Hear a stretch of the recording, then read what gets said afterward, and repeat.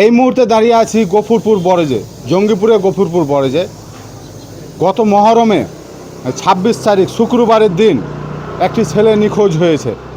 মানে বৈকাল 4টা থেকে শুক্রবারের দিন, মহরমের দিন খুঁজে পাওয়া যাচ্ছে না সেই দিন থেকে।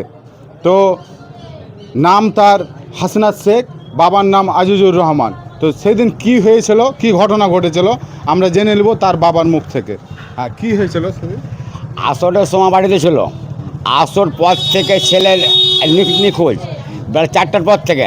তার কে বলছে কে দেখেছি চট খাতে, কে বলছে ফুলতলাতে, কে বলছে দপট পড়ে, কে বলছে কানু পড়ে, সব জায়গায় আমাদের হয়েছে খোঁজা।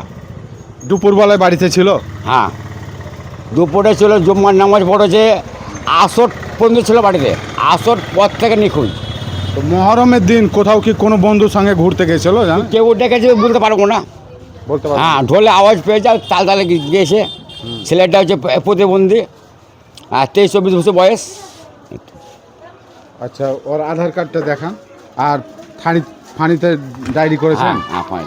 তো এই হচ্ছে ডায়েরি, ফাঁড়িতে মিসিং ডায়েরি করা হয়েছে এবং এটি তার আধার কার্ড। তো কেউ যদি আপনারা খোঁজ পেয়ে থাকেন অবশ্যই আমাদের নিচে নম্বর দেওয়া থাকবে এবং ঠিকানা থাকবে, সেই নম্বরে যোগাযোগ করবেন অবশ্যই। আর ছেলেটি কি ভারসাম্যহীন একটু? হ্যাঁ, মানে ম্যাড, মানে প্রতিবন্ধী, কথা কিছু বলতে পারবে, হাফ কথা বলতে পারবে, হাফ কথা বলতে পারবে না। তো নাম ঠিকানা বলতে পারবে কি? আব্বার নাম বলতে পারবে না, বা ওর নাম বলতে হাতে হাতে বলবে। তো এমনকি নাম ঠিকানাও বলতে পারবে না।